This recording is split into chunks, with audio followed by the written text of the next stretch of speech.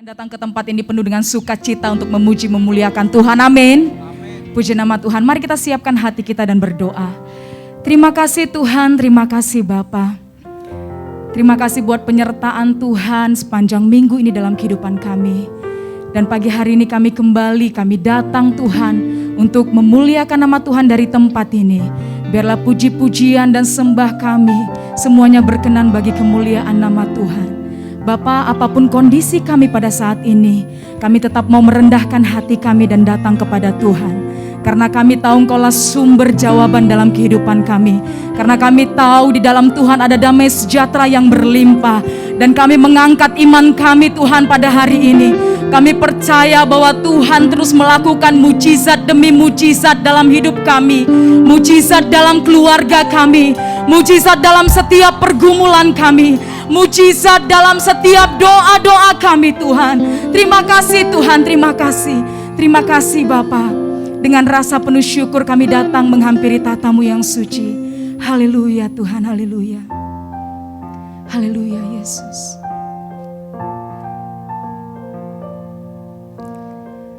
Terima kasih Tuhan, terima kasih Yesus. Meskipun tak ku mengerti apa yang ku alami, namun ku yakin Tuhan punya rancangan terbaik. Pertolonganku datang darimu, Yesus yang ku percaya.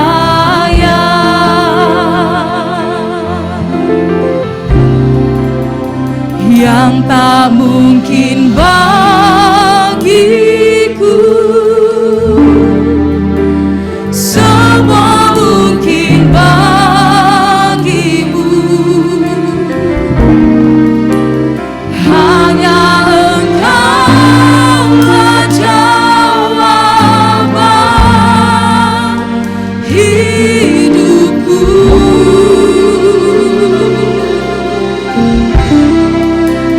Yang tak pernah kulihat dan tak pernah kupikirkan, itu yang Kau sediakan bagiku. Silakan duduk kembali Bapak Ibu. Dalam hadirat Tuhan kita naikkan pujian ini. Meskipun tak ku mengerti apa yang ku alami, namun ku yakin Tuhan punya rancangan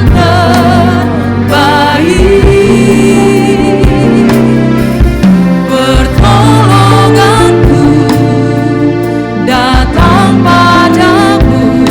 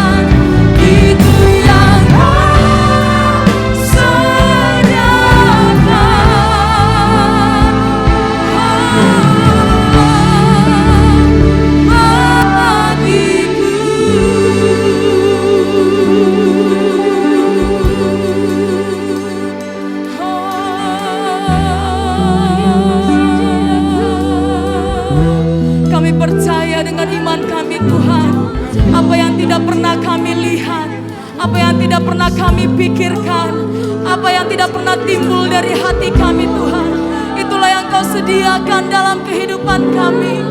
Kami percaya Tuhan, kami percaya Yesus, mujizat-Mu masih terjadi, pertolongan-Mu masih terjadi.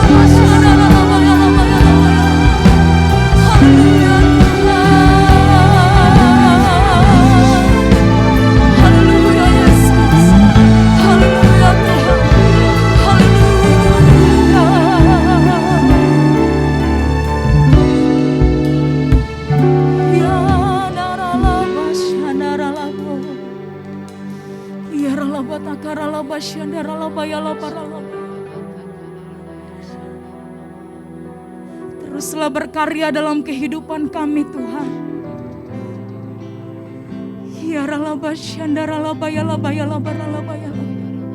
Kami terus nyatakan Tuhan yang besar dalam kehidupan kami.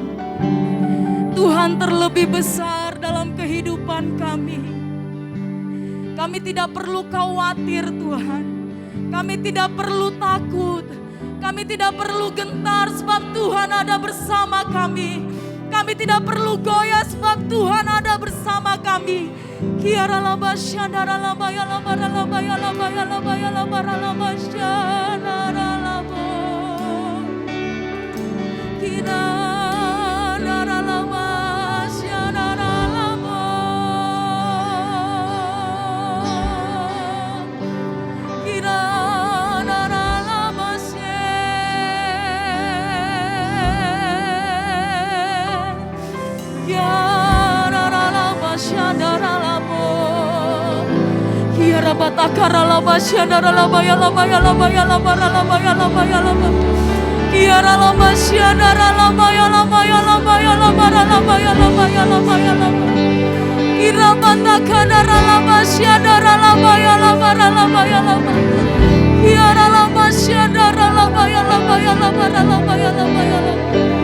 Haleluya.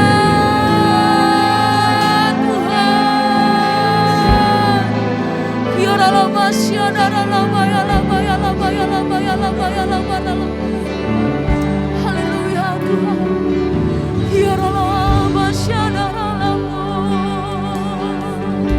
Terima kasih Tuhan, terima kasih Yesus. Terima kasih Tuhan. Oh haleluya. Haleluya. Oh haleluya Yesus.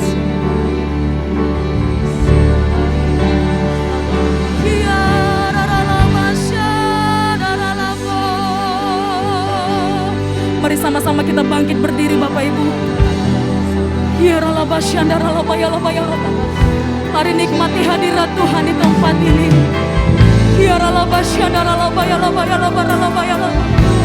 Nyatakan Tuhan perbuatan-Mu atas tempat ini. Nyatakan Tuhan.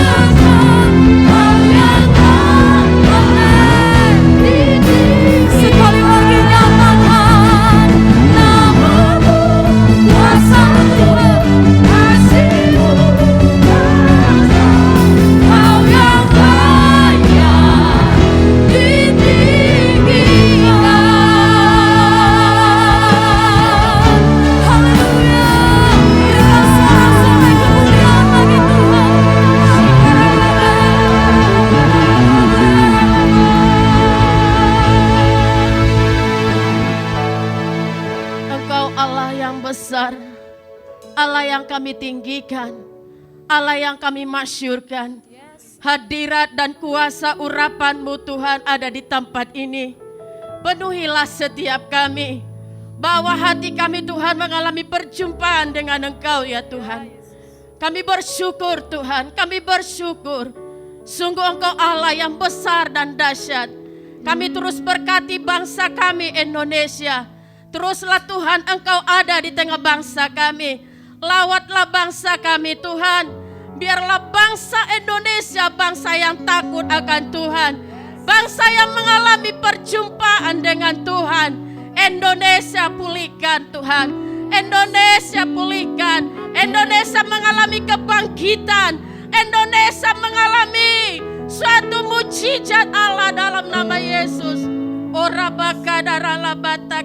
Kami berkati Tuhan Presiden, Wakil Presiden, jajaran menterinya, MPR, DPR Tuhan, bahkan Kapolri TNI. Tuhan, kami bawa seluruh pemimpin-pemimpin bangsa kami di hadapan-Mu. Tangan-Mu lah Tuhan yang mengurapi mereka. Tangan-Mu lah Tuhan yang memegang mereka dan menuntun mereka.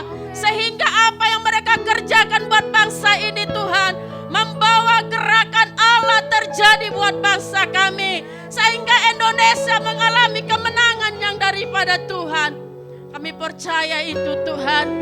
Kami percaya lawat mulai dari gerbang timur bangsa kami Papua sampai ke Aceh Tuhan. Pengenalan akan Tuhan kami lepaskan. Yesuslah Tuhan, Yesuslah Raja. Pintu-pintu perjumpaan dengan Tuhan, yaitu hujan awal, hujan air, keselamatan, pertobatan terjadi buat bangsa kami. Kami berkati kota kami Pekanbaru. Lawat kota kami Tuhan. Di sini kami berdiam. Di sini kami memanggil Abba, Bapa. Lawatlah kota kami, kasihilah kota kami. Pulihkan kota kami. Pemimpin kota ini sembuhkan dalam nama Yesus Tuhan. Kami berdoa Tuhan, biarlah Roh-Mu kami lepaskan atas kota kami, atas pemimpin kota, sehingga semuanya mengalami perjumpaan dengan Tuhan. Kami percaya Tuhan, ada terobosan-terobosan Tuhan yang Tuhan taruh buat bangsa kota kami ini Tuhan. Sehingga dalam doa pujian penyembahan kami, gereja-Mu atas kota ini, sehingga ada pembelaan Tuhan buat kota kami. Tuailah kota kami Tuhan. Bawalah kota kami berjumpa dengan Tuhan. Biarlah dari kota ini ada nyanyian-nyanyian baru, pengagungan dalam nama Yesus Tuhan. Kami percaya Tuhan kepada para pemimpin-pemimpin rohani kami juga Tuhan. Kami bawa di hadapan-Mu, mulai dari Pak Niko Tuhan dan keempat wakilnya. Bahkan hamba-Mu Pak Gedewi dan ketiga wakilnya Tuhan. Engkaulah sendiri yang mengurapi hamba-hamba-Mu ini. Urapan yang baru terus mengalir. Roh-Mu Tuhan bertambah-tambah atas mereka. Sehingga apa yang menjadi kehendak-Mu untuk penuaian pada akhir zaman ini Tuhan. Engkaulah Tuhan yang memberikan kapasitas yang lebih lagi Tuhan. Untuk menyatakan terobosan-terobosan ilahi. Di mana Tuhan tempatkan hamba-hamba-Mu ya Tuhan. Hamba-Mu Pak Gede di kota Pekanbaru, Rayon 12. Kami percaya Tuhan, kami akan mengalami penuaian yang besar. Kami percaya karena Roh Allah atas kami. Karena Tuhan yang mengurapi kami. Sehingga kami Tuhan menuai kota ini di hadapan Tuhan. Sembuhkan kota kami Tuhan.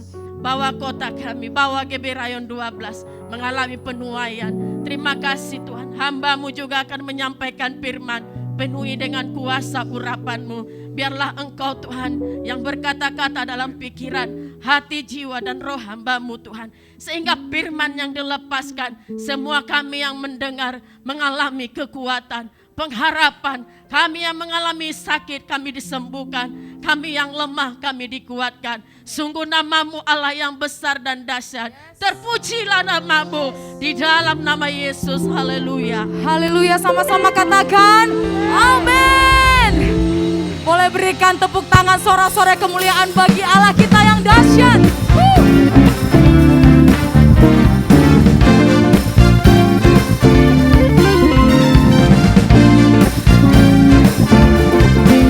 Kami percaya kepada-Mu Tuhan, Kau Allah yang sanggup. Apa yang tak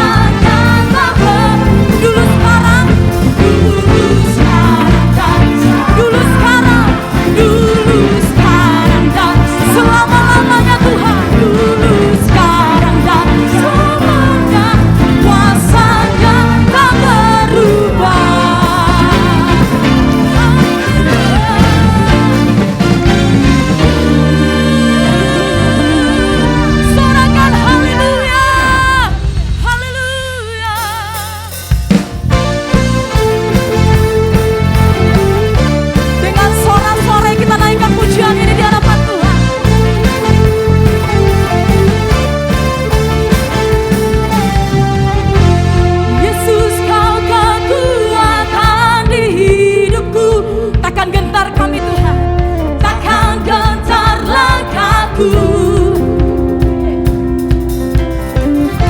Kau angkat tanganku di saat ku jatuh. Kaulah sumber kuatku. Lembah yang gelap kan ku lewati, sebab Kau sertaku. Dengan iman kami Tuhan, dengan imanku ku diselamatkan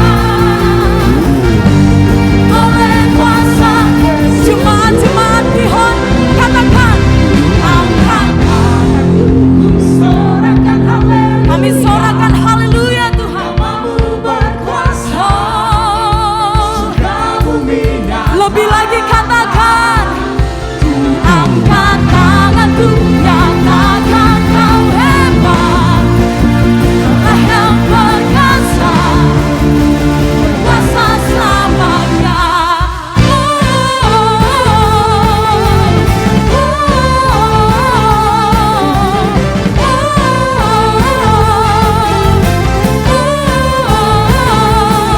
Yesus, Yesus, Kau kekuatan di hidupku. Takkan gentar langkahku.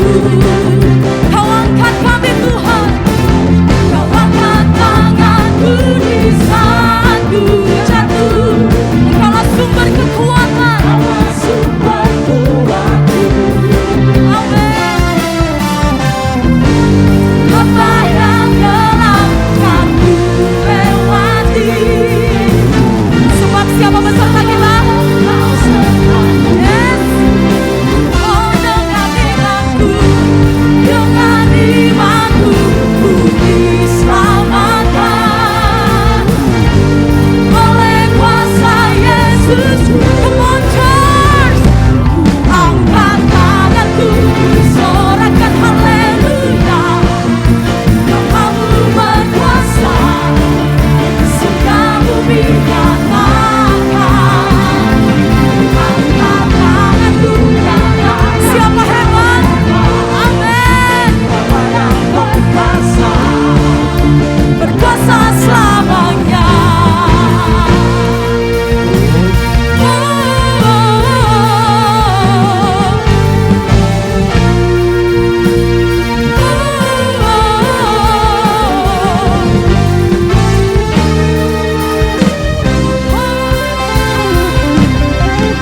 Angkat tanganku, ku sorakan haleluya. Boleh lebih kencang lagi tepuk tangannya.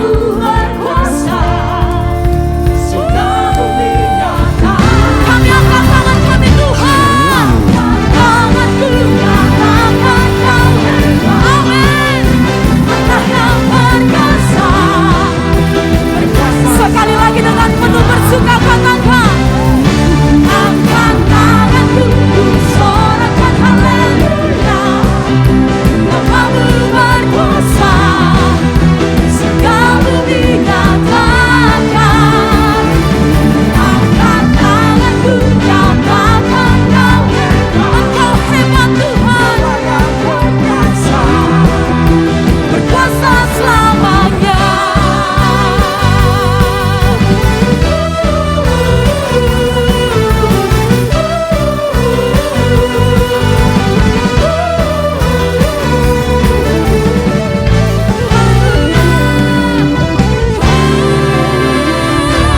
Engkau dahsyat Tuhan.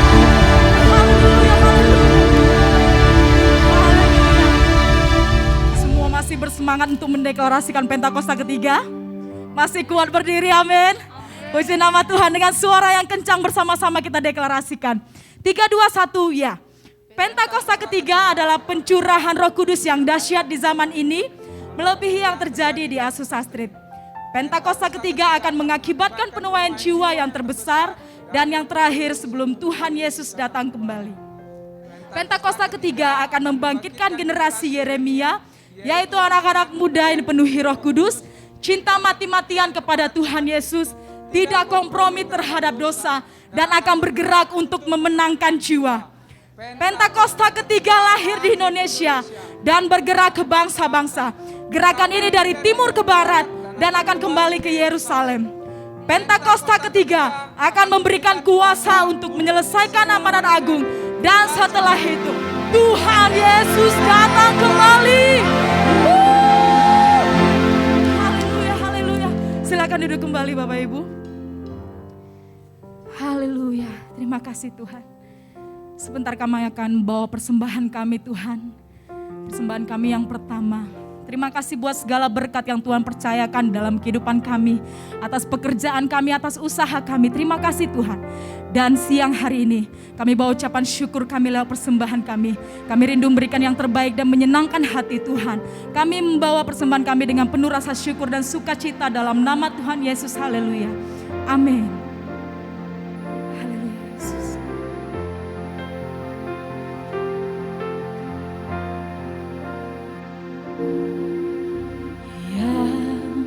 Terutama di dalam hidup ini, meninggikan nama Yesus.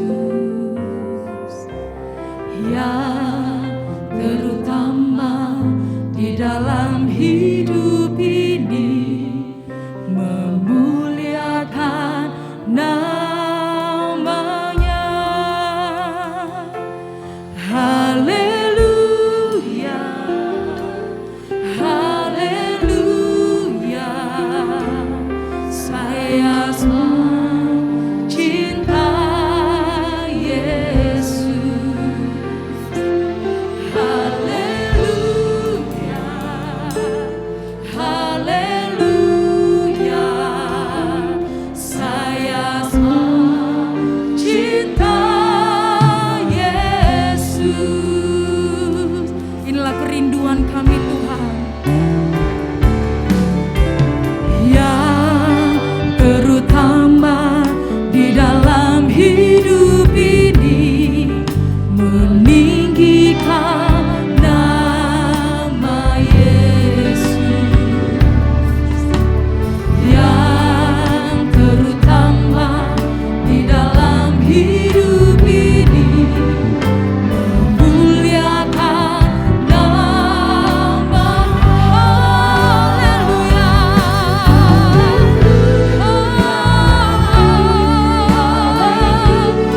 haleluya, saya cinta Yesus. Haleluya, Yesus. Amin. Saya cinta. Mari sama-sama kita bangkit berdiri Bapak Ibu. Haleluya. Haleluya. Kami mau mencintai-Mu Tuhan. Haleluya.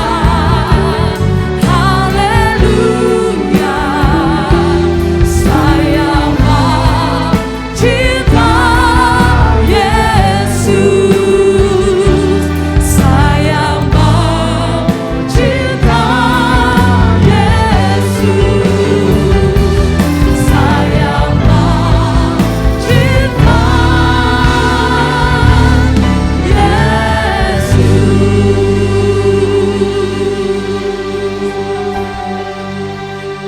Mari kita sembah Dia. Uramaya raralamaya se. Shikia raralamaya raralamaya.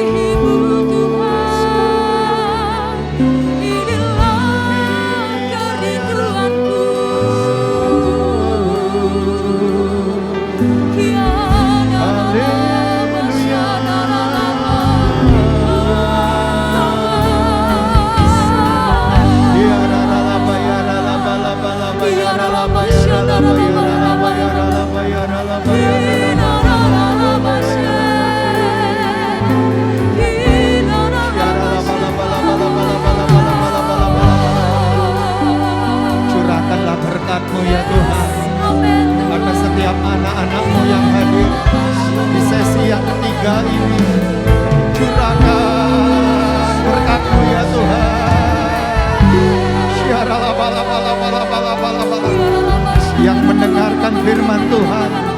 dan yang melakukannya dengan setia. Diberkatilah mereka di kota dan di ladang. Diberkatilah keluar masuk mereka. Diberkatilah buah adonan mereka. Diberkatilah buah kandungan mereka. Mereka terus naik dan tidak turun, menjadi kepala dan bukan ekor. Dalam nama Tuhan Yesus, Tuhan memerintahkan berkat atas setiap mereka yang rukun. Kesanalah Tuhan memerintahkan berkat kehidupan selama-lamanya. Berkati keluarganya Tuhan, pekerjaannya, pelayanannya, berkati, berlimpah-limpah ya Tuhan Yesus. Kami siapkan hati untuk ditaburi oleh firman-Mu melalui hamba-Mu ini. Biarlah Engkau memberikan kata-kata hikmat kepada hamba-Mu, sehingga benih firman-Mu ini akan bertumbuh 100 kali ganda dalam hidup kami. Dalam nama Tuhan Yesus kami berdoa dan mengucap syukur. Mari kita berkata, amin. Silakan duduk Bapak Ibu, saudara yang dikasihi Tuhan.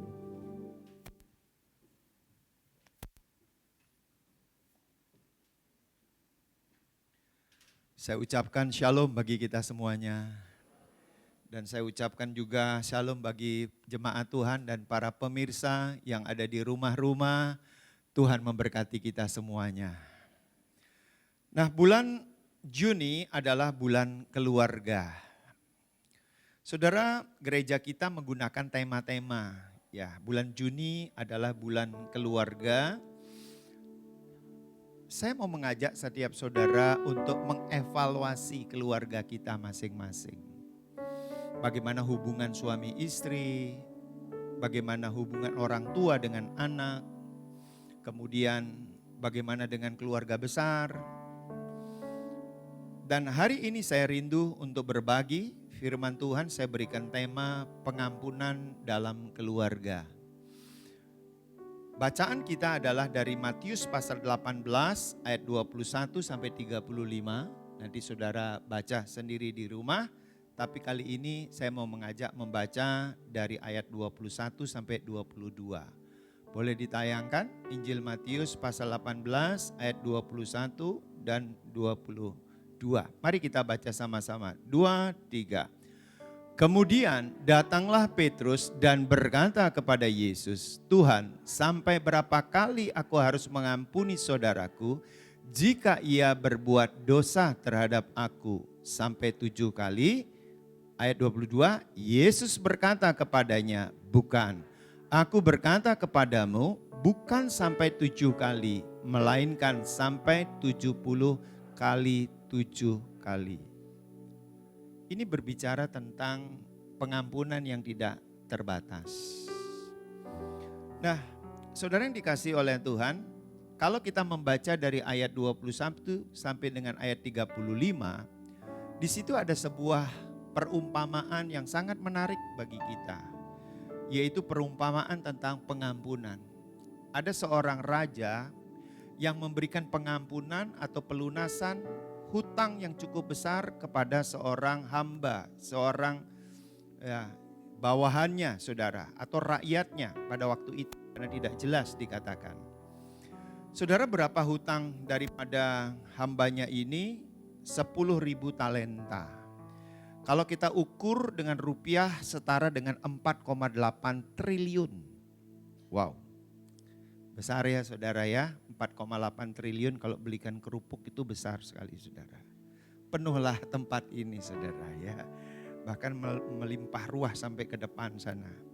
Nah, namun orang yang sudah diberikan pelunasan hutang 4,8 triliun ini tidak mau menghapuskan hutang kepada sesamanya, kepada orang lain.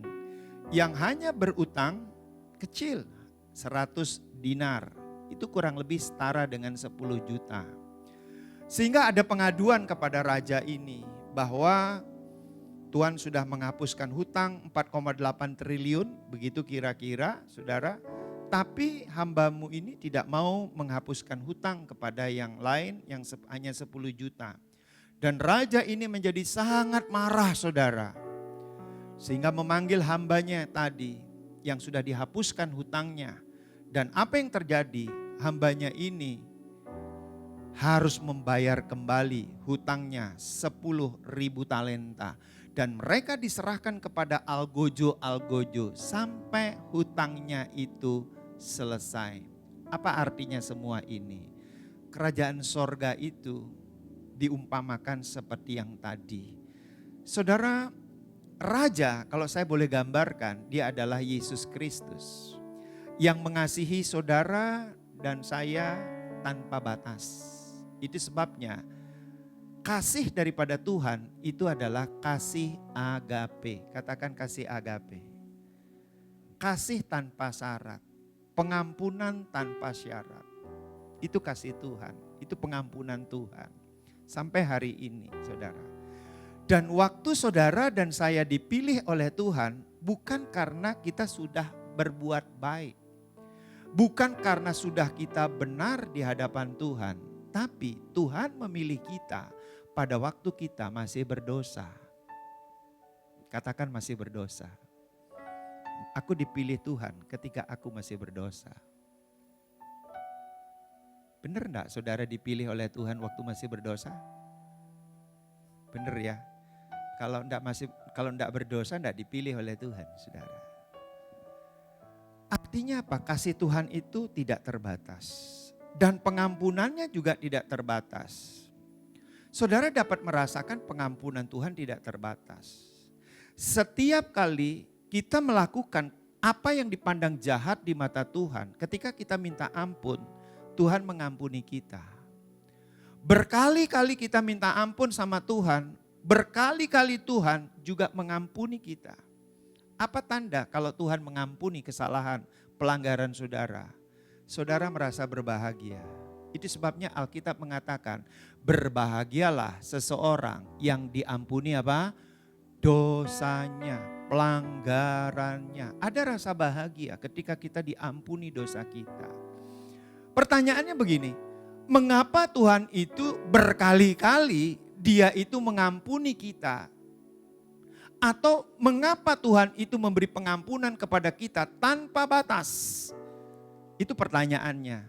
Supaya kita mempunyai kesempatan memperbaiki kesalahan itu. Nah, itu Yesus yang kita sembah. Pengampunannya tanpa batas. Bagaimana dengan kita yang menerima Yesus sebagai Tuhan dan Juru Selamat? Apakah pengampunan kita hanya sebatas 7 kali saja? Atau 10 kali saja? Itu menjadi pertanyaan dengan alasan, Pak, saya masih manusia biasa yang mempunyai kesabaran yang terbatas. Pak, kaki saya masih nginjak bumi, saya masih ada di bumi. 100% benar. Yang menjadi masalah, apakah saudara dan saya sudah menerima Yesus sebagai Tuhan dan Juru Selamat atau tidak? Apakah hati kita sudah dipenuhi oleh Roh Kudus atau tidak? Kalau hati kita sudah dipenuhi oleh Roh Kudus, kita akan sama seperti Yesus. Pengampunannya tidak terbatas. Katakan amin saudara. Karena Tuhan memberikan teladan kepada kita, pengampunannya tidak terbatas. Maka saudara dan saya juga mengampuni orang yang bersalah kepada kita. Itu juga tidak terbatas.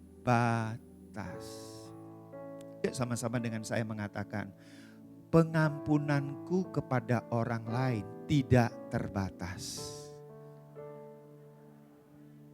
Nah, ini prinsip saudara.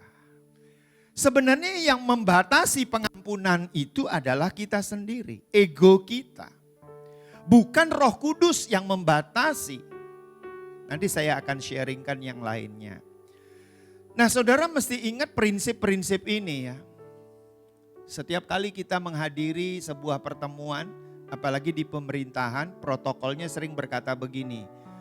Atau MC-nya sering berkata begini, tidak ada gading yang tidak retak. Betul enggak saudara? Artinya apa? Tidak ada satupun hasil karya manusia itu yang sempurna. Itu sebabnya saya belajar dari tidak ada gading yang tidak retak. Artinya enggak ada manusia di dunia ini yang hasil karyanya sempurna. Tidak ada pemimpin di dunia ini, apakah itu lembaga gereja, apakah itu lembaga non-gereja, enggak ada yang sempurna. Hasil karyanya tidak ada yang sempurna, karena yang sempurna itu cuma satu. Tuhan yang sempurna hasil karyanya. Artinya apa? Setiap orang punya kesempatan untuk apa? Melakukan sebuah kesalahan di mata orang lain. Walaupun menurut pandangannya sendiri dia tidak merasa bersalah. Tetapi menurut pandangan orang lain itu bersalah. Ada juga pepatah yang mengatakan ini dalam keluarga, saudara. Sendok dan garpu. Nah, sendok itu kalau saya gambarkan suami, garpu itu saya gambarkan istri. Sendok dan garpu enggak bisa dia jalan sendiri-sendiri. Coba saudara makan pakai sendok garpu, sendoknya jalan sendiri, garpunya jalan sendiri. Seperti apa makan kita itu? Tapi saya percaya sendok dan garpu cepat atau lambat 1 menit bisa jalan, tapi 2 menit, 3 menit dia akan beradu saudara. Sendok dan garpu supaya mudah kita untuk makan. Betul enggak saudara? Suami istri juga sama. Sendok dan garpu, suami dan istri suatu saat akan berbenturan, akan mengalami perselisihan, akan mengalami salah paham satu dengan yang lainnya. Siapa di sini suami istri yang gak pernah salah paham, tidak mengalami perselisihan? Boleh angkat tangan? Enggak ono Enggak ada, berarti malaikat semua. Termasuk saya. Saya juga pernah dan kadang mengalami benturan dengan istri saya. Salah paham, berselisih paham, saya ngalami. Tapi kok sampai sekarang bisa berjalan bersama-sama? Karena ada Roh Kudus yang menolong saya dan istri saya. Roh Kudus itu yang selalu memberikan damai sejahtera, sukacita, pertolongan, kesempatan kesembuhan, menolong kami untuk dapat saling melepaskan pengampunan. Saya bersalah, dia lepaskan pengampunan kepada saya. Di istri saya yang bersalah, saya lepaskan pengampunan kepada istri saya. Sehingga hari ini 32 tahun pernikahan kami saudara, kami dalam pertolongan Tuhan. Dan saya percaya saudara juga ditolong oleh Tuhan. Saudara dan saya kuat bukan karena kekuatan kita. Saudara boleh belajar ilmu keluarga, boleh sudah lulus universitas keluarga terbaik Indonesia, S3, doktor lagi saudara.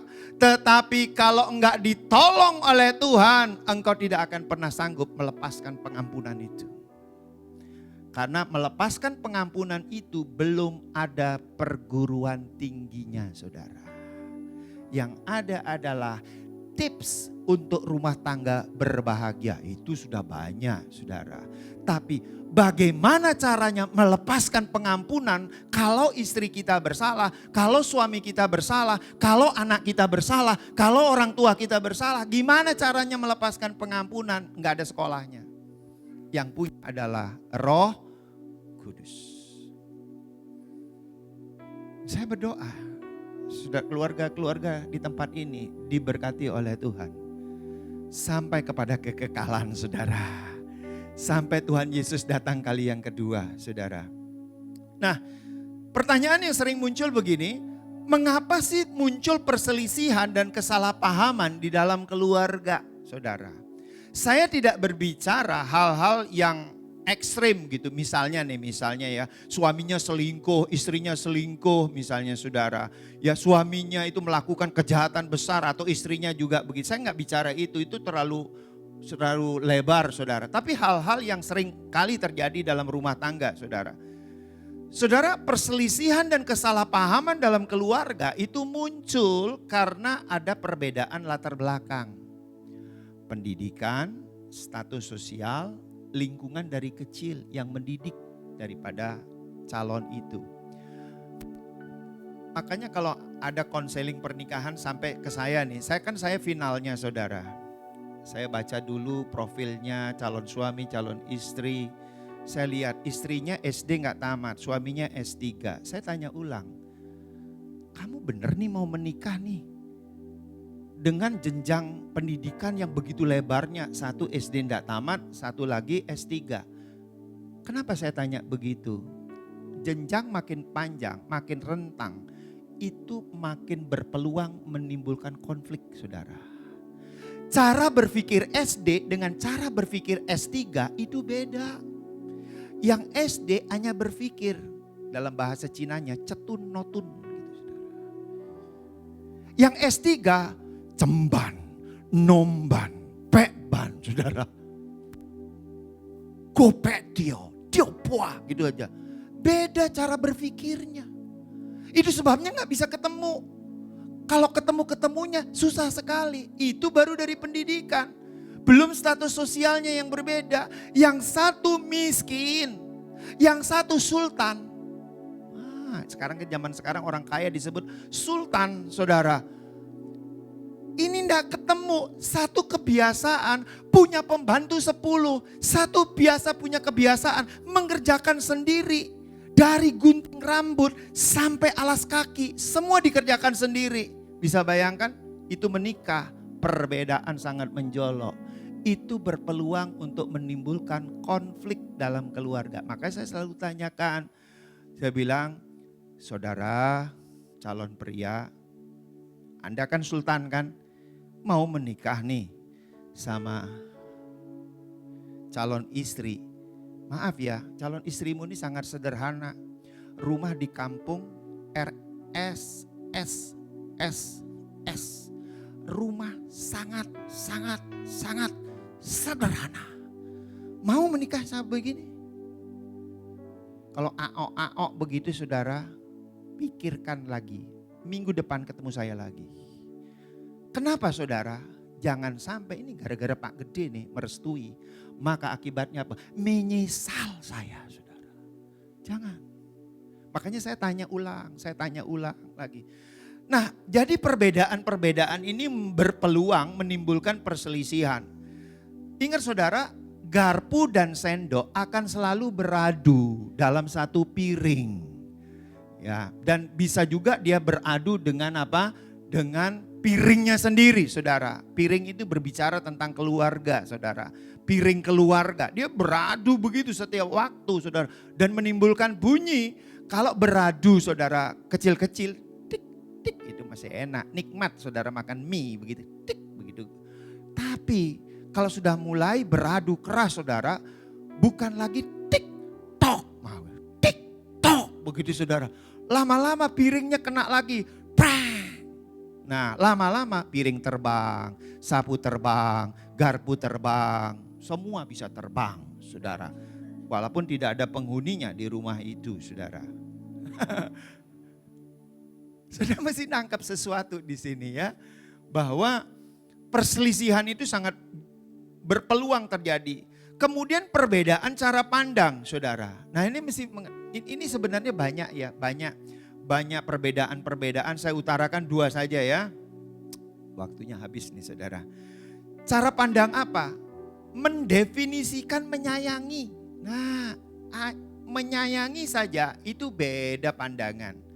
Saya nih contohnya, saya merasa disayangi oleh istri. Kalau saya begitu datang dielus-elus gini. Dek, kamu lelah ya? Ini kopi. Wah seger rasanya saudara. Makanya suami itu mesti terus terang sama istri. Definisi menyayangi saya. Kalau kamu siapkan kopi, siapkan kue tiaw, kamu menyayangi aku. Mesti ngomong terus terang sama istri. Lah istri juga mesti ngomong sama suami terus terang. Definisi menyayangi itu seperti apa? Definisi menyayangi adalah 1 minggu sekali ngajak aku makan keluar. Kemudian kamu ngomong baru bangun tidur, selamat pagi sayang. Istri mesti ngomong sama suami supaya suami mengerti bagaimana cara menyayangi istri. suami juga mesti terus terang sama istri supaya istri dapat menyayangi suami seperti yang dikehendakinya. Sesuai dengan kehendaknya. Itu bahasa cinta, saudara. Sebenarnya dia lebih pintar dari saya soal keluarga, saudara. Cuma saya bilang tadi, kamu yang khotbah ya hari ini. Oh, jangan. Kamu aja gitu loh. Tapi saya minta input dari dia tadi. Dari kemarin saya minta input selalu dari dia. Ini gimana nih ceritanya ini, saya bilang gitu ya. Itu bahasa cinta, saudara. Coba dari definisi menyayangi saja harus ada keterbukaan, saudara. Perbedaan pandangan yang lain itu apalagi, saudara? Kebutuhan sosial. Ya suaminya suka jalan-jalan dengan teman-temannya, misalnya seminggu sekali. Mesti ngomong sama istri. Dia bilang, darling, izinkanlah papa jalan-jalan sama teman-teman laki-laki nih semuanya. Seminggu sekali atau sebulan sekali. Oke, istri juga bilang, pa izinkan juga mama ya seminggu sekali arisan kampung. Target jamnya harus ada. Jam 5 sore sampai jam 7 malam. Papa jangan khawatir. Aku sudah siapkan nasi goreng kesukaan papa. Amin. Pergilah arisan. Jangan bilang begini, Pak izinkanlah aku arisan dari pagi sampai malam. Malam sampai pagi, pagi sampai malam. Berantem saudara. Ada ndak ibu-ibu arisan model begitu? Di sini ndak ada. Di antariksa banyak saudara. Terus apa lagi? Dalam menghadapi masalah. Perbedaan dalam komunikasi. Komunikasi orang berpendidikan dengan bukan berpendidikan beda, saudara. Kemudian apa? Membuat keputusan. Nah itu tadi kenapa saya singgung membuat keputusan. Orang yang kaya dengan orang sederhana cara membuat keputusannya beda. Orang berpendidikan dengan bukan berpendidikan atau berpendidikan rendah cara membuat keputusannya beda. Sehingga tidak ketemu-ketemu saudara. Pekerjaan juga mempengaruhi berbagai perbedaan-perbedaan. Jadi sebenarnya suami istri ini banyak sekali perbedaan-perbedaannya. Jadi kalau tidak ada keterbukaan satu sama lain, maka perbedaan-perbedaan ini berpeluang menimbulkan konflik. Dan konflik itu menimbulkan kekecewaan kalau enggak diselesaikan dengan baik saudara. Kekecewaan menimbulkan kebencian, kebencian menimbulkan dendam, amarah saudara. Dan berpeluang untuk bercerai saudara. Tapi itu sebabnya saudara, saya berdoa. Di sini semua bahagia, diberkati oleh Tuhan. Mengerti rahasia tentang keluarga ini. Yang siap diberkati katakan amin. Nah ada 3 hal yang harus kita pahami pada waktu kita melepaskan pengampunan saudara. Pertama, pengampunan itu tanpa batas. Nah itu yang harus kita sadari bersama-sama karena yang membatasi adalah diri kita sendiri. Karena kita ukur dengan kemampuan kita. Padahal Yesus itu mengampuni kita tanpa batas, kasihnya tanpa syarat saudara. Nah sebab itu kita juga mengampuni tanpa batas. Nah Matius 18 ayat 21 sampai 22 yang tadi saya sudah ceritakan dikatakan kemudian datanglah Petrus dan berkata kepada Yesus, Tuhan sampai berapa kali aku harus mengampuni saudaraku jika ia berbuat dosa terhadap aku? Sampai 7 kali? Yesus berkata kepadanya, bukan, aku berkata kepadamu bukan sampai 7 kali melainkan sampai 70 kali 7 kali tanpa batas. Sekali lagi apa tujuannya tanpa batas? Supaya ada kesempatan orang lain yang bersalah kepada kita untuk memperbaiki kesalahannya. Pak bagaimana kalau kesalahannya berulang-ulang itu saja Pak dari hari ke hari, itu namanya doyan salah. Yang dimaksudkan itu adalah ketika terjadi konflik, ketika diberitahu kamu tuh begini, itu ada upaya untuk memperbaiki. Tapi kalau dari hari ke hari, terus saudara menganut paham ini, Yesus tidak berubah, maka aku juga tidak, nah jangan. Kalau udah gitu bubar itu saudara, bubar ya. Yesus itu tetap sama dulu, sekarang, dan selama-lamanya. Aku juga dilahirkan dulu, sekarang, dan selama-lamanya. Sama, bubar saudara. Nah, itu hanya berlaku untuk Yesus saja. Untuk kita nggak berlaku itu. Jadi jangan kutip-kutip itu ya saudara ya. Nggak ada relevansinya ayat itu ya. Saudara, sekali lagi Yesus mengasihi kita tanpa syarat. Dan dia mengampuni kita tanpa batas. Saya bacakan Roma 5 ayat ke-8. Akan tetapi Allah menunjukkan kasih-Nya kepada kita oleh karena Kristus telah mati untuk kita ketika kita masih apa? Berdosa. Jadi pengampunannya tanpa batas. Ini luar biasa saudara. Setiap kali kalau saya menghadapi orang-orang yang menyerang saya, saudara. Ya kebanyakan orang menyerang itu kan secara karakter, saudara. Ya secara karakter. Bagaimana caranya orang menyerang kita secara karakter? Kita digosipkan, kita difitnah, saudara. Itu penyerangan secara karakter, saudara. Saudara, ketika kita diserang secara karakter, bagian kita adalah melepaskan pengampunan. Bagaimana caranya melepaskan pengampunan itu? Kita lepaskan berkat untuk orang yang memfitnah kita, yang menjelekkan kita, yang menuduh kita tanpa alasan, saudara, dan lain sebagainya. Lepaskan berkat bagi dirinya. Yang kedua, saudara, untuk dapat mengampuni perlu pertolongan Tuhan. Karena yang membatasi pengampunan itu adalah diri kita sendiri, kekuatan kita, saudara. Oleh sebab itu kita perlu pertolongan Tuhan. Perhatikan di ayat 25 dan 26. Tetapi karena orang itu tidak mampu melunaskan hutangnya, raja itu memerintahkan supaya ia dijual beserta anak istrinya dan segala miliknya untuk membayar hutangnya. Maka sujudlah hamba itu menyembah dia, katanya, sabarlah dahulu, segala hutangku akan kulunaskan. Lalu tergeraklah hati raja itu oleh belas kasihan akan hamba itu, sehingga ia membebaskannya dan menghapuskan hutangnya. Saudara bisa bayangkan seandainya kalau Tuhan Yesus tidak mampu untuk mengampuni kita, maka kita tidak punya masa depan. Sama dengan raja ini, ketika raja ini mengawalinya, kalau kamu memang tidak mampu, ayo kamu beserta keluargamu aku jual sebagai budak.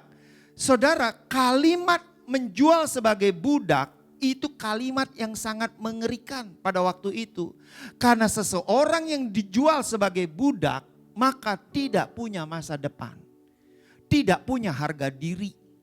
Tidak ada punya lagi hak diri sendiri, itu sudah nggak ada ketika dijual. Suami, istri, anak dijual semuanya sebagai budak, udah nggak ada masa depan. Sama kalau Yesus tidak memberi pengampunan tanpa batas kepada kita, saudara dan saya tidak punya masa depan yang cerah. Tidak punya hidup kekal bersama dengan Yesus. Kenapa? Karena pengampunannya terbatas. Tapi Allah yang kita sembah, Allah yang mengampuni tanpa batas. Waktu kita bersalah datang kepada Tuhan, Tuhan ampun, Dia lepaskan pengampunan kepada kita. Sehingga kita layak menerima masa depan yang cerah lagi saudara. Itu Tuhan kita. Dan hati kita harus dipenuhi oleh Tuhan kita saudara, Yesus Kristus.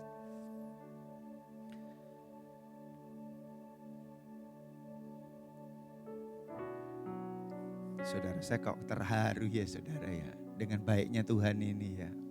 Tuhan ini baik betul saudara. Kadangkala tuh saya seperti orang lain juga. Ini orang ini ngeselin banget gitu ya.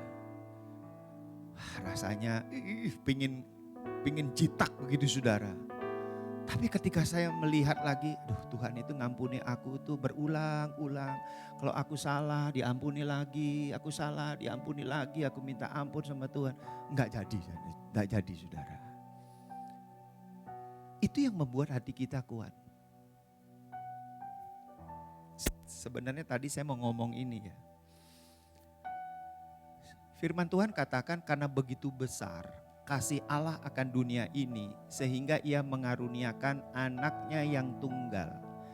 Supaya setiap orang yang percaya kepadanya tidak binasa. Karena begitu besar. Saudara, saya tuh pernah merenungkan begini ya, Tuhan. Seberapa besar sih kasih-Mu kok sampai Engkau mengatakan di dalam Yohanes 3 ayat 16 seperti itu. Sampai orang-orang di muka bumi ini bertekuk lutut. Lidah mengaku Yesus adalah Tuhan dan Juru Selamat. Seberapa besar sih kasih-Mu itu ya Tuhan? Saya pernah nanya begitu. Dan ketika saya nanya begitu, dijawabnya begini. Seberapa besar kamu dapat mengampuni kesalahan orang lain? Sebegitu besarnya lah kasihku kepadamu.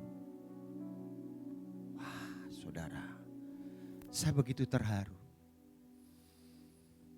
Tapi yang ketiga, saudara, prinsip pengampunan adalah karena Tuhan lebih dahulu mengampuni.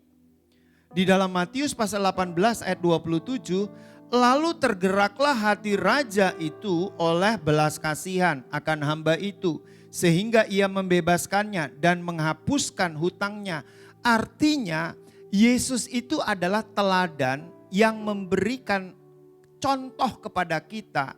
Dia yang lebih dulu mengampuni kita. Dia yang memberikan pengampunan tanpa batas kepada kita dari waktu ke waktu kita melakukan pelanggaran, kesalahan, kita minta ampun kepada Dia. Dia mengampuni kita berulang-ulang, saudara. Bukan hanya satu kali, berulang-ulang Dia mengampuni. Oleh sebab itu, perspektif Pentakosta, setiap pelanggaran yang kita lakukan, kita mesti minta ampun sama Tuhan, saudara. Kita tidak mengenal istilah sekali selamat, selama-lamanya selamat. Tidak. Bagian kita adalah mengerjakan keselamatan itu. Dengan cara apa? Salah satunya adalah dengan pengampunan ini, saudara. Berulang-ulang. Tuhan yang lebih dahulu mengampuni. Bagaimana jika kita tidak mau mengampuni? Kan ini pertanyaan nih, saudara. Karena itu tadi kan, oh Pak, kesabaran saya terbatas Pak, saya manusia biasa, kaki saya masih nginjak bumi. Ini semua adalah alasan manusiawi. Tapi ketika kita bersandar kepada Tuhan, maka kita mampu, saudara. Bagaimana jika tidak mau mengampuni, saudara? Kalau kita tidak mau mengampuni, Bapa di surga tidak juga mengampuni kesalahan kita. Di dalam Injil Matius pasal 6 ayat 14 sampai 15, karena jikalau kamu mengampuni kesalahan orang, Bapamu yang di surga akan mengampuni kamu juga. Tetapi jikalau kamu tidak mengampuni orang, Bapamu juga tidak akan mengampuni kesalahanmu. Ini ada timbal balik. Saudara, tahu enggak kalau Tuhan itu mengampuni kita? Tanda Tuhan mengampuni kita, pertama, kita juga mengampuni orang lain. Tanda yang kedua, ada rasa bahagia di dalam hati kita. Alkitab mencatat, berbahagialah orang yang diampuni dosa-dosanya dan pelanggarannya. Jadi ada rasa bahagia. Nah ini sebabnya orang yang sulit untuk melepaskan pengampunan, hidupnya dia merasa tertuduh. Hidupnya merasa dikejar-kejar oleh sesuatu, tetapi dia tidak tahu apa yang mengejarnya, saudara. Dan akibat daripada sukar melepaskan pengampunan, itu banyak efek negatifnya, saudara. Salah satunya yang paling utama adalah kalau kita tidak dapat mengampuni kesalahan orang lain, maka Bapamu yang di surga juga tidak mengampuni kesalahanmu.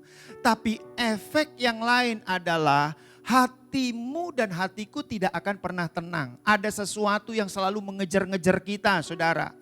Dan engkau mulai tidak berbahagia. Engkau mungkin kaya raya, engkau mungkin berpendidikan tinggi, istrimu cantik, suamimu ganteng, tapi tidak pernah bisa membuat bahagia semua itu saudara. Harta benda tidak akan pernah bisa membuat bahagia. Kenapa? Karena engkau masih menyimpan sesuatu akar pahit dalam hatimu. Ini yang perlu dilepaskan kepada orang lain itu. Dan efeknya terhadap tubuh saudara, tubuhmu itu juga akan menjadi hantaman daripada tekanan karena tidak bisa mengampuni orang lain. Sakit penyakit muncul di dalam tubuh kita. Saya banyak konseling, sakit penyakit itu muncul 20% kurang lebih disebabkan karena faktor makanan dan faktor penjagaan diri. Tapi 80% bersumber dari sini dan dari sini. Kalau pikiran kita dipenuhi firman Tuhan, kalau hati kita dipenuhi firman Tuhan, semoga yang 80% ini terjadi. Tubuh, jiwa, roh, sehat-sehat saja. Baik-baik saja saudara. Itu sebabnya penuhi pikiran dan hati kita dengan firman Tuhan saudara. Supaya apa? Tubuh, jiwa, roh, sehat-sehat saja. Yang 20% saudara, ya kita atur dong. Pola makan kita, pola hidup kita, kapan tidur, kapan bangun. Makanan apa yang bergizi, jangan semua makanan masuk ke mulut kita saudara. Semua diatur dengan baik. Itu cuma 20% saudara, yang 80% pikiran dan hati. Sampai di sini saudara mulai nangkap ini? Amin saudara. Nah jadi dalam pengampunan ini saudara, yang pertama kita mesti ingat bahwa pengampunan Tuhan itu tanpa batas kepada kita. Kita juga mengampuni orang lain tanpa batas. Kemudian apa? Dalam hal tertentu pengampunan itu perlu pertolongan Tuhan saudara. Sehingga kita sanggup melepaskan pengampunan. Tapi yang ketiga, Tuhan itu teladan kita. Dia yang lebih dahulu memberikan teladan pengampunan itu kepada kita. Amin saudara. Saya tutup dengan kesaksian ya dari keluarga kami ya. Saudara, kami bersama-sama sudah 32 tahun saudara. Baru 32 tahun ya. Karena kan saya tidak tahu berapa panjang lagi kah ini saudara. Nah saudara, saya percaya bahwa sendok dan garpu terus beradu. Ya, dengan perbedaan-perbedaan dan bunyi klitik-klitik begitu saudara ya. Perbedaannya apa kami saudara? Saya anak tunggal, istri saya itu adalah bersaudara 7 saudara. Wah, dia rame, aku sepi. Dia pasar, aku kuburan saudara. Barangkali gitu kira-kira ya. Sepi gitu di kuburan, di gunung begitu ya. Saya suka hal sepi begitu ya.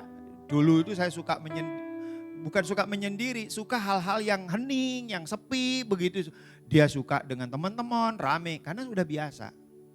Kemudian dia apa-apa dia kerjakan sendiri semuanya saudara. Mungkin yang sudah dekat dengan istri saya, saudara pasti tahu kan, istri saya itu apa-apa kalau dilihat kotor dia langsung kerjakan sendiri. Dia tidak pusing saudara, mau jabatan suaminya apa, mau apa dia tidak pusing, ada kotor dia langsung ambil. Itu memang kebiasaan dari kecil. Nah, karena saya anak tunggal, saya punya karakteristik khusus saudara. Ya, saudara yang punya anak tunggal akan tahu kalau searching di Google karakter anak tunggal itu seperti apa, itu semua ada di dalam diri saya. Bergabung dengan istri saya. Ini sendok garpu sudah mulai jalan ini saudara. Tapi saya mau katakan, istri saya ini orangnya lebih sabar dari saya. Kalau saya katakan dia sangat sabar saudara. Kalau saya lagi meninggi dia merendah. Ya, suara saya kalau lagi meninggi dia langsung diam saudara. Dan akhirnya saya merenung, oh ya saya mesti berubah. Saudara, dan ada yang terus-menerus mendoakan saya di balik semua kekerasan. Masa lalu saya itu masa lalu yang tidak jahat menurut pandangan saya. Contohnya begini ya, saya nggak pernah minum minuman keras, saya nggak pernah merokok, saya nggak pernah narkoba, saya juga tidak pernah bergaul dengan pergaulan seks bebas. Saya nggak pernah melakukan kejahatan-kejahatan yang seperti itu, saudara.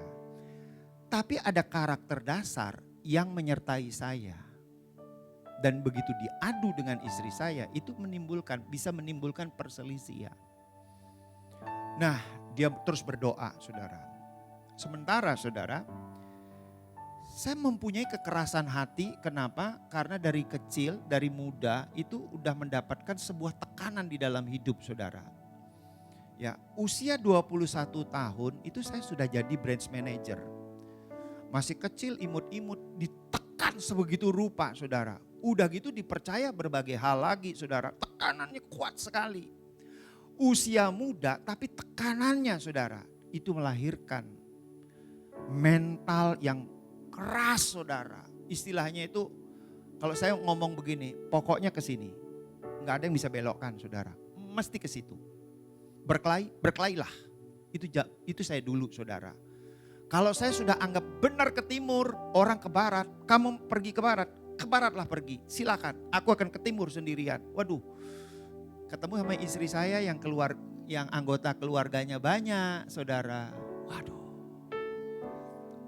Awalnya, saudara, ya, awalnya terjadi salah paham, ya, tapi tidak menimbulkan percikan api karena kami selalu mesbah keluarga. Nah, ini saya mau beritahu pentingnya mesbah keluarga setiap hari dalam hidup kita. Dalam keluarga. Karena mesbah keluarga itu menghadirkan Tuhan dalam keluarga kita. Dan itu sangat menolong kita. Waktu kita berselisih, saudara, waktu berkonflik, saudara, hadirat Tuhan itu mampu menyelesaikannya, saudara. Saya mulai. Pertama lahir, anak kedua, dan seterusnya, saudara. Sampai sekarang. Saya tidak tahu apa yang didoakan oleh istri saya. Kok tiba-tiba ya saya itu jadi gembala ya. Saya gak pernah mimpi jadi gembala. Tapi kok jadi gembala ya? Mimpi saya adalah menjadi seorang CEO. Saya mau menjadi CEO, Pak Willy. Bahkan waktu itu saya bilang, saya mau jadi CEO 11 perusahaan. Saya bilang gitu. Kok ego banget gitu ya. Ya itu mimpi saya. Tiba-tiba kok jadi gembala ya. Saudara, waktu jadi gembala, bulan pertama stres. Bulan kedua tambah stres. Bulan ketiga lebih stres lagi, saudara. Kenapa? Kan biasa sendiri. Apa-apa semua saya putuskan sendiri. Sekarang menjadi gembala, mau memutuskan sesuatu, ayo kumpul. Minta pendapat sana, pendapat sini, segala macam. Yang lebih membuat saya stres, saya lagi duduk-duduk tenang ngopi, telepon masuk, kering. Pak, doakan. Kenapa orang sakit nelpon aku? Telepon dokter, bukan telepon aku. Bayangkan enggak, saudara? Stres enggak saya waktu itu, saudara? Baru tenang-tenang, mau tidur, telepon, Pak, tolong saya, Pak. Suami saya mau hantam saya. Dalam hati saya mau berkelahi-berkelahilah kau itu. Kenapa urusannya ke aku? Aduh, stres sekali saya, mau tidur, teleponlah ada jemaat yang mau suaminya mukul dia. Aduh, stres sekali saya, saudara. Saya bilang, Tuhan jangan membawa aku ke dalam pencobaan. Tuhan tidak jawab. Itu bukan pencobaan, nak. Itu adalah alat memproses kamu untuk menjadi seperti aku. Waduh, saya kaget. Karena kalau saya tidak diproses begitu, tidak berubah saya. Tetap jalan saya begini, CEO. Begini, saudara. Wah, tapi begitu diproses kayak begitu, saudara. Baru duduk tenang sedikit. Oh, saya jadi ngerti. Tuhan, terima kasih. Tuhan, terima kasih. Saya tanya, kamu doakan apa ya aku ya? Kok aku jadi gembala begini? Enggak, aku hanya bilang, Tuhan jamah hati suamiku, lembutkan hatinya, ubahkan dia, Tuhan. Dia gak pernah bilang, kamu mesti berubah gede. Enggak. Nah, ini saya mau beritahu suami-suami ya. Kalau istrimu diem, kamu marahi diem, mungkin maaf nih ya, di sini enggak ada sih, tapi di luar sana banyak gitu. Sampai nempeleng istri diam, selingkuh diam. Dia berdoa, hati-hati kamu suami-suami. Kalau Tuhan yang turun tangan, gawat suami-suami itu. Tapi kalau istrinya masih kepo, kemana dia pergi berselingkuh, cari sana cari sini, aman itu suami. Tapi kalau istrinya diam, doa, sebentar lagi habis tuh suami-suami. Karena apa? Bukan istri yang menghajar suami, Tuhan yang langsung menghajar suaminya, saudara. Makanya hati-hati kalau punya istri pendoa, doa, jangan macam-macam. CCTV-nya 36 jam. Oh iya, kalau sudah berdoa begini istrinya, udah. Siap-siap saudara, udah. Termasuk saya kan. Didoakan, Tuhan ubah hati suamiku, ubah begini jadi pendeta aku saudara. Di pendeta saya bilang, wah kok jadi pendeta ya jadinya ya. Jadi gembala lagi ya. Saudara kan enggak tahu kalau saya stres kan saudara. Wih awalnya stres. Kalau sekarang sudah tidak saudara. Senyum. Kenapa saudara? Udah terus melepaskan pengampunan. Terus begini lepaskan lagi pengampunan. Kan saya belajar semuanya itu dari kesalahan. Begitu. Tapi saya enggak kapok. Kenapa? Karena saya tahu itu cara Tuhan untuk mendidik saya. Memproses saya saudara. Sama juga ya dengan istri-istri ya. Kenapa? Ini saya ngomong juga dengan istri-istri. Ini maaf saudara ya. Tingkat perceraian di Indonesia itu kan cukup tinggi saudara. Bukan udah ratusan persen, mendekati 1000 saudara. Nah tentu ada orang Kristen. Yang mengherankan saya, salah satu sebabnya KDRT. Bukan hanya ekonomi aja, KDRT. Saudara KDRT-nya yang mengherankan saya dilakukan oleh para istri. Suaminya lebam dipukul istrinya. Penuh dengan luka-luka karena dicakar sama istrinya. Itu saudara. Nah kalau ketemu dengan suami yang takut akan Tuhan. Hati-hati istri-istri. Takut akan Tuhan. Begitu istrinya nyakar dibiarin. Doa dia dalam nama Yesus. Cakarnya berubah ke nyakar iblis dalam nama Yesus. Dalam nama Yesus. Oh berubah sebentar lagi istrinya jadi pendoa syafaat saudara. Iya benar saudara. Makanya Alkitab mencatat berbahagialah keluarga yang laki-lakinya takut akan Tuhan. Karena laki-laki takut akan Tuhan itu akan dapat membawa seluruh keluarganya itu kepada Tuhan. Saya berdoa untuk setiap saudara. Hari ini kita belajar tentang pengampunan. Kalau masih ada ganjelan di hati saudara, terhadap suami, terhadap istri saudara, belum bisa melepaskan pengampunan. Ini waktunya ya saudara ya, untuk kita saling mengampuni. Apalagi kalau yang bersama istri suami. Aku salah apa ya? Sudahlah, aku ampunilah. Aku ampuni Koko, aku ampuni Abang. Aku juga ampuni kamu Amoy. Nah begitu kan saudara. Saudara siap saling mengampuni? Yuk yang siap saling mengampuni angkat tanganmu di hadapan Tuhan. Tuhan Yesus Engkau yang menolong setiap kami. Kami terbatas dalam banyak hal. Tetapi Roh Kudus tidak terbatas di dalam diri kami. Sebab itu ya Bapa, pulihkan keluarga kami ya Tuhan. Pulihkan Tuhan keluarga inti kami, keluarga besar kami, pulihkan ya Tuhan. Dan hari ini kami melepaskan pengampunan ya Tuhan Yesus. Suami mengampuni istri, istri mengampuni suami, orang tua mengampuni anak, anak mengampuni suami. Dan hari ini pemulihan keluarga terjadi atas setiap jemaat-Mu ya Tuhan di sesi yang ketiga ini. Seberapa banyak keluarga-keluarga yang hadir, pemulihan keluarga terjadi. Berkat atas keluarga tercurah dari surga. Kesanalah aku memerintahkan berkat dan kehidupan selama-lamanya dalam nama Tuhan Yesus. Amin. Haleluya, berikan kemuliaan bagi Tuhan kita. Puji nama Tuhan Bapak Ibu, saatnya kita akan membawa persembahan kita yang kedua. Mari kita bersatu hati dalam doa. Bapa kami yang baik, kembali kami membawa persembahan kami, baik itu persembahan ucapan syukur, perpuluhan kami, bahkan juga persembahan khusus kami Tuhan. Bapa, biarlah ini dapat menjadi alat untuk memperbesar kerajaan-Mu di muka bumi ini, terlebih lagi bagi gereja kami, kota kami Pekanbaru. Terima kasih Yesus, kami menabur dengan penuh sukacita, haleluya, amin. Sambil memberikan persembahan, mari sama-sama kita saksikan seputar kegiatan gereja seminggu ini yang dirangkum dalam Gihon News. Tuhan memberkati.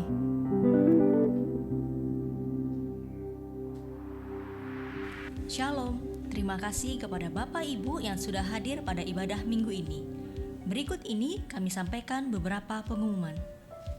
Ibadah Raya Onsite hari Minggu tanggal 19 Juni 2022 pukul 7, 9, 11, dan 16.30 waktu Indonesia Barat akan dilayani oleh Bapak Pendeta Daniel Panji.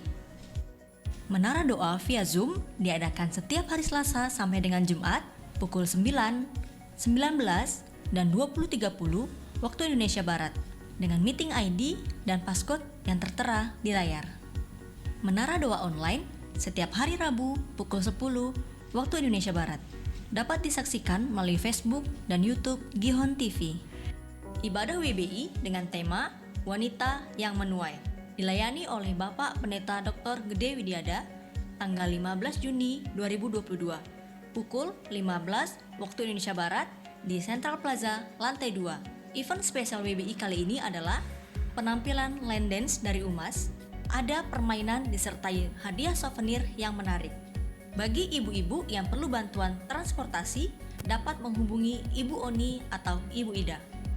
Mesbah keluarga setiap hari Jumat pukul 20 waktu Indonesia Barat dapat disaksikan melalui Facebook dan YouTube Gihon TV.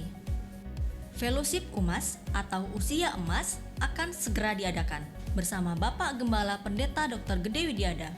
Bagi Bapak Ibu yang ingin bergabung dalam Umas, yaitu bagi yang berusia di atas 55 tahun, dapat menghubungi kontak person Ibu Soraya Siahaan.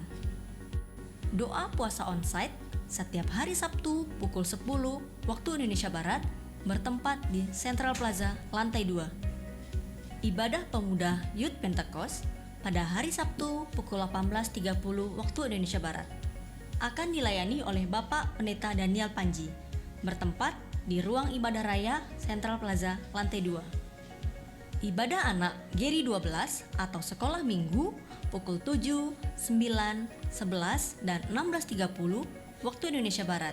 Ibadah anak online dapat disaksikan pada pukul 6 waktu Indonesia Barat melalui Facebook dan YouTube Gihon TV. Ibadah remaja atau Junior Church pukul 9 dan 11 waktu Indonesia Barat bertempat di ruang GC Central Plaza lantai 2.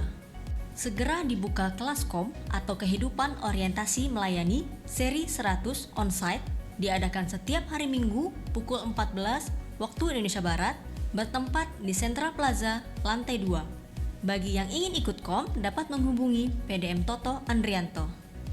Media Gihon Rayon 12 membuka lowongan untuk 1 orang konten creator dengan kriteria yang tertera di layar berikut. Bagi yang berminat dapat menghubungi Bapak Moses di nomor berikut.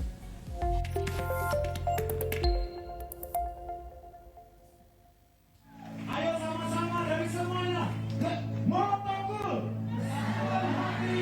Tunggu bersama. Menenangkan jiwa, tepuk tangan.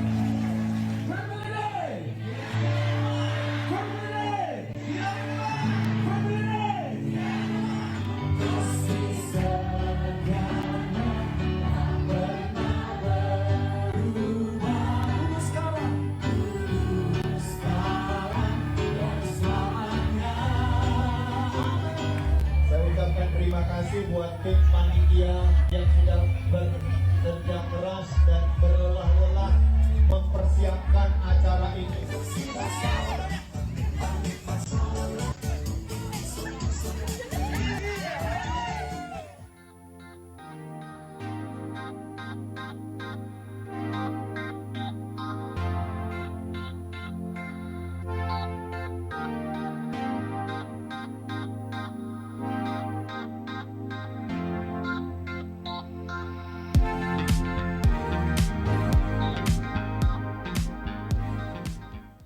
Demikian Gihon News minggu ini. Terima kasih atas perhatian Bapak Ibu sekalian. Sampai jumpa kembali pada ibadah minggu depan. Tuhan Yesus memberkati. Baik Bapak Ibu, saatnya kita mengakhiri ibadah kita siang hari ini. Mari sama-sama kita bangkit berdiri.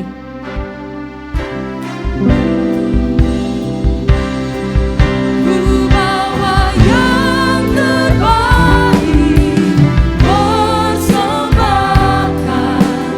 dalam rumah kemuliaan Tuhan. Mujizat dinyatakan luar biasa dalam rumah kemuliaan Tuhan. Dalam rumah kemuliaan Tuhan. Dalam rumah kemuliaan Tuhan.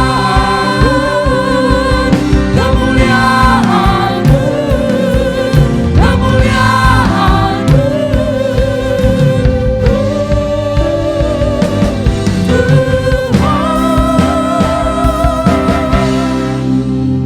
Mari kita sama-sama terima berkat Tuhan. Pulanglah dengan damai sejahtera dan berkat yang melimpah-limpah dari Allah Bapa di dalam putranya yang tunggal, Yesus Kristus, dan persekutuan yang manis dari Roh Kudus memberkati setiap saudara mulai saat ini sampai Tuhan Yesus datang kali yang kedua, bahkan sampai selama-lamanya. Kita sama-sama katakan amin. Amin.